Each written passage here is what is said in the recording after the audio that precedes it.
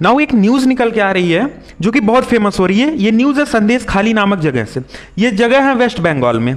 और क्या कुछ है कि क्या रेड किया सीबीआई ने, उसमें गोले बारूद पिस्टल्स और इसके साथ साथ बंदूक की गोलियां और बहुत सारी चीज़ें मिले हैं। इस वीडियो को हम 3 पार्ट में समझने वाले हैं। पहले पार्ट में हम समझेंगे कि संदेश खाली मामला आखिर है क्या। दूसरे पार्ट में समझेंगे कि ये जो मामला था ये ईडी से शुरू हुआ था, इसमें सीबीआई कैसे आ गया, फिर सीआरपीएफ कैसे आ गया, फिर एनएसजी कैसे आ गया, इसके बाद फिर इसमें वहाँ के जो फूड मिनिस्टर थे वो कैसे अरेस्ट हो गए, वो सस्पेंड कैसे हो गए। उसके बाद तीसरे पार्ट में हम समझेंगे कि ये 9,000 करोड़ रुपए का स्कैम क्या है और इस स्कैम में से 2,000 रुपया दुबई में कैसे पहुंच गया। इन सब चीज़ों को अच्छे से हम डील करते हुए चलेंगे। आप बिल्कुल वीडियो पे ध्यान से बने रहिए। तो सबसे पहले आप इस पिक्चर में देखो। इस पिक्चर में आप ये जो कारतूस देख रहे हो और ये जो डॉक्यूमेंट्स देख रहे हो, उसके साथ साथ ये जो बंदूक देख रहे हो, ये सारी चीज़ें जो है ना ये वहीं पे रेड में मिले हैं। और इतनी चीज़ें नहीं मिली हैं, इसके साथ साथ बहुत सारी चीज़ें रेड में मिली हैं और अभी भी रेड वहाँ कंटिन्यू चल रही है। जब मैं वीडियो ये शूट कर रहा हूँ तो करेंटली वहाँ पे रेड हो रही है। नाउ क्या कुछ हुआ है तो देखो यार, सबसे पहले ये घटना जो शुरू होती है ना, ये घटना शुरू होती है 5 जनवरी से। इसी साल 5 जनवरी को ईडी जो है क्या करती है, उसको खबर लगती है कि वेस्ट बंगाल के संदेश खाली नामक जगह में एक आदमी रहता है जिसका नाम अभी हम आगे डिस्कस करेंगे, उसकी पिक्चर भी हम आपको दिखाएंगे। तो उस आदमी के पास सीबीआई जाती है, माफ करिएगा ईडी जाती है। चूंकि ये घटना थी वहां पे कुछ स्कैम की, कुछ मनी लॉन्ड्रिंग की घटना थी, तो ये केस तो बनता था ईडी का ही। तो ईडी वहां पे गई पूछताछ करने। अब ये देखोगे कि आप ईडी की ऑफिशियल्स जिस गाड़ी से गए थे, देखो वहां पे क्या किया कि बुरी तरीके से इन गाड़ियों को तोड़ दिया गया वहां के लोगों द्वारा। ठीक बात। अच्छा, गाड़ियों को ही नहीं तोड़ा गया, आप ये देखोगे ईडी के ऑफिशियल हैं, ठीक। और ये जो ऑफिशियल ऑफिसर हैं ईडी के, इनको देखो आप बुरी तरीके से जख्मी कर दिया गया। इनके सर पे आप पट्टी देखो कैसे इनको मार के जो है, देखो ये बुरी तरीके से जख्मी और घायल हो गए। अब जब इतना बड़ा जो है केस हो गया, क्योंकि ये सेंट्रल गवर्नमेंट की एजेंसी है, अब सेंट्रल गवर्नमेंट की एजेंसी में उनकी गाड़ियों को तोड़ देना, उनके ऑफिशियल्स को मार देना। 3 ऑफिशियल्स इंजरी हुए हैं, आप पिक्चर में बस एक को देख रहे हो, ठीक। ये घटना कब की है भाई? 5 जनवरी की, ठीक। तो अब जब इतना कुछ हो गया तो अब ईडी ने ये मामला जो है, ईडी ने ये मामला बाई लॉ जो है इसको जो है एफआईआर कर दिया इन लोगों के ऊपर, ठीक। एफआईआर हुआ। एफआईआर के साथ साथ अब ये मामला ईडी से हट के ये मामला सीबीआई के पास आ गया। सीबीआई के पास क्यों आया? तो ईडी क्या है, ईडी बस उस चीज को डील करता है जहां पे पैसे की हेर फेर हो या फिर पैसे में कुछ कटौती करी जाए, जनता के पास पैसा है वो उनके पास ना पहुंचे, बीच में ही गायब कर दिया जाए, उन मामलों को ईडी देखता है। सीबीआई देखता है क्राइम रिलेटेड मामले को। अब चूंकि यहां ऑफिशियल्स को चोट लग गई है, गाड़ियों को तोड़ दिया गया है, तो अब ये क्राइम की मामला हो गया। अब ईडी से मामला हटके सीबीआई के पास आ गया। अब सीबीआई ऑफिसर्स क्या करें, तो फिर से सीबीआई ऑफिसर एक बार गए, ठीक। और वहां की गवर्नमेंट को, वेस्ट बंगाल के गवर्नमेंट को प्रॉपर ये चीज डायरेक्ट करा सीबीआई ने कि भाई ये शहजान शेख नाम के व्यक्ति हैं, इनको आप अरेस्ट करो। तो पहले तो ममता बनर्जी ने वहां पे ठेल मठेल की, उनको अरेस्ट नहीं किया। नाउ ये जब घटना 5 जनवरी से ये एक्सक्यूज करती करती आ गई फरवरी तक, और फरवरी में भी लास्ट फरवरी में आ गई, यानी 29 ऑफ फरवरी के दिन जो है वहां की लोकल पुलिस इनको अरेस्ट करती है, ये शाहजहां शेख को, ठीक। अब जब इनको लोकल पुलिस अरेस्ट करती है तो ये आप देखो, ये पुलिस इनको ले जा रही है और कितनी ये ठाठ से जो है चलते जा रहे हैं, इनको बिल्कुल डर नहीं है क्योंकि इनको वहां की गवर्नमेंट का सपोर्ट है।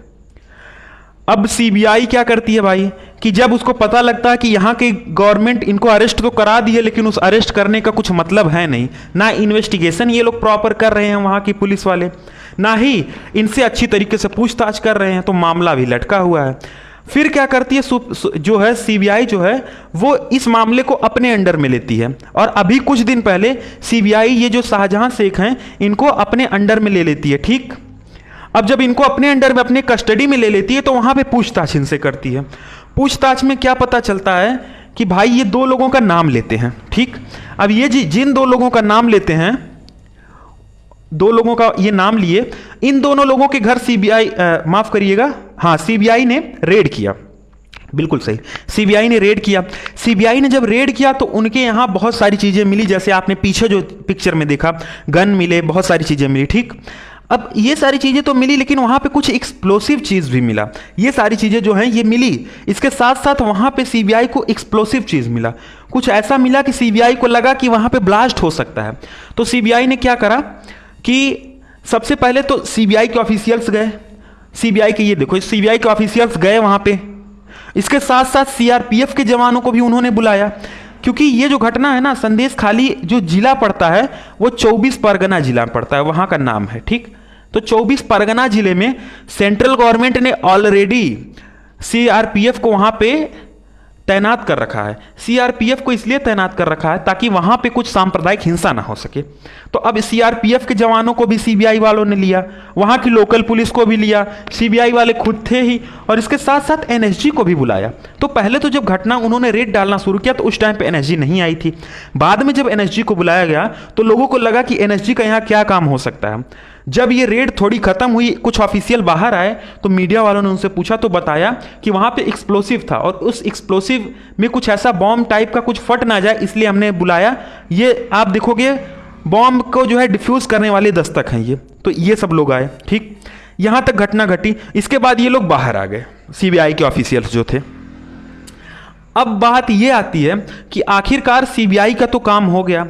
अब इतना बड़ा जो है, आप देखो कि किसी एक घटना में सीबीआई के officials, CRPF, local police, NSG सब लोग आ गए। आखिर ये कोई बड़ा मामला है? बिल्कुल ये बड़ा मामला है। ये मामला है वहां पे राशन स्कैम का। अभी जिस आपने शाहजहां शेख को देखा ना, वो उन पे लगा हुआ है राशन स्कैम का मामला। तो राशन स्कैम क्या है? राशन स्कैम कुछ ऐसा है कि वहां के लोगों को देने के लिए, आम जनता को देने के लिए जो राशन आता है, राशन में जो चावल, गेहूं, ये सारी चीजें जो आती हैं ना, उन चीजों को लोगों तक वो पहुंच नहीं रही थी। बीच से ही उनको कुछ ऐसा कर दिया जाता था कि गायब कर दिया जाता था। क्या करा जाता था हम समझते हैं आगे। तो वहां के मिनिस्टर हैं एक, वेस्ट बंगाल के, ये इनका नाम है ज्योति प्रिया मलिक। ये वहां के फूड मिनिस्टर हैं, ठीक। अब फूड मिनिस्टर और वो शाहजहां शेख, ये दोनों लोग मिलकर राशन स्कैम करते थे। क्या राशन स्कैम करते थे? वीडियो के थर्ड पार्ट में हम, सेकंड पार्ट को हम लास्ट में हैं, और थर्ड पार्ट में अभी हम समझेंगे कि 9,000 रुपए का स्कैम कैसे हुआ और उसमें से 2,000 रुपया दुबई कैसे पहुंचा। तो सेकंड पार्ट के लास्ट में हम समझते हैं ये जो ज्योति प्रिया मलिक है वहां के फूड मिनिस्टर, इनका काम ये था कि ये जो है ज़्यादा कुछ जांच होने ही नहीं देते थे। मतलब वो बातें तो लोगों के नज़र में आती थी, ऑफिशियल्स के नज़र में, बिकॉज ये मंत्री रहते थे तो उस चीज़ को जांच होने ही नहीं देते थे। और शाहजहां शेख और ये दोनों लोग मिलकर क्या करते थे कि जो अनाज आता था लोगों में बांटने के लिए, उस अनाज को वो अच्छे अनाज होते थे और ये लोग खराब अनाज खरीद के इस अच्छे वाले अनाज को इसमें मिला के, और बहुत सारे अमाउंट में अब अनाज हो गया, क्योंकि खराब में आप थोड़ा अच्छा मिला दो या फिर अच्छे में थोड़ा खराब मिला दो, ऐसा करके ये ज़्यादा अमाउंट में अनाज को करके इसको बेच देते थे ब्लैक मार्केट में। अच्छा, इतना ही नहीं करते थे, ये तो हो गया पहला चीज़। इसके साथ साथ मिक्सिंग वाला ये चीज़ हो गया। इसके साथ साथ ये लोग ऐसा करते थे कि जो कुछ अनाज आता था वो ऐसे लोगों में डिस्ट्रीब्यूट कराते थे जो कि एक्चुअल उसके हकदार होते ही नहीं थे। तो वहां से भी ये लोग अनाज की चोरी करते थे। इसके साथ साथ ये लोग बोगस पैडी की भी जो है एमएसपी में इसको बाई करते थे ना। वो बोगस पैडी क्या है? ये आप देखोगे धान, ठीक। अब धान ये अच्छे वाले धान है।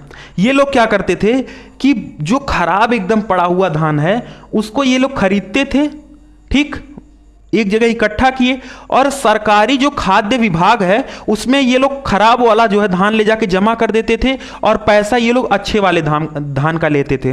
तो इस तरीके से ये कुल मिला के 10,000 करोड़ रुपए का इन्होंने स्कैम कर लिया। अच्छा, अब स्कैम जो किया तो ये सारी बातें जब सामने आई तो ज्योति प्रिया मलिक जो हैं इनको ममता बनर्जी ने सस्पेंड कर दिया। अब इनको तो सस्पेंड करा, इसके साथ साथ शाहजहां शेख भी मामला फंस गया, क्योंकि अब उसका जो है सीबीआई चार्ज ले लिया। तो अब हम ये समझते हैं कि जो 9,000 रुपया स्कैम हुआ, इस स्कैम का हुआ क्या? तो इस स्कैम का कुछ ऐसा हुआ कि बांग्लादेश के थ्रू बताया जा रहा है कि 9,000 रुपये में से 2,000 रुपया इन्होंने दुबई भेज दिया। और दुबई किस चीज़ के लिए भेजा? अब ये तो यही लोग बताएंगे, लेकिन फिलहाल अभी जो इन्वेस्टिगेशन चल रहा है इसमें यही पता चला है कि 2,000 रुपया। कुछ ऑफिशियल्स बोले हैं कि ये अमाउंट और बहुत ज़्यादा हो सकता है, लेकिन फिलहाल के लिए 2,000 रुपया पता चला है। नाउ ये आप देखोगे कि वहां की हाई कोर्ट है, वेस्ट बंगाल की।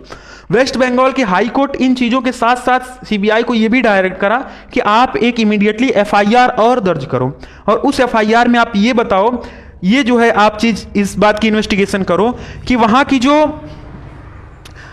जो आम जनता है, खास करके वहाँ की जो महिला वर्ग है, उनमें जो शोषण का मामला आया था उसको भी आप इन्वेस्टिगेट करो। क्योंकि आप देखोगे कि संदेश खाली बेसिकली लोगों के मन में ये भरा हुआ है कि वहाँ पे महिलाओं से रिलेटेड वो मामला पूरा था, लेकिन उससे भी ज़्यादा स्कैम का मामला था। जैसे बिहार में चारा घोटाला हुआ था, कुछ वैसा ही पश्चिम बंगाल के 24 परगना जिले के संदेश खाली नामक जगह में ऐसा कुछ हुआ है। तो सीबीआई ने क्या किया है कि 25 अप्रैल के दिन फर्स्ट केस जो है रजिस्टर कर लिया है, ये महिलाओं से रिलेटेड, और इस पे भी इन्वेस्टिगेशन चल रहा है। कुल मिला के ममता बनर्जी बुरी तरीके से घिरी हुई हैं। अब आगे देखते हैं हम क्या कुछ इस मामले में होता है। तब तक के लिए धन्यवाद। जय हिंद, जय भारत।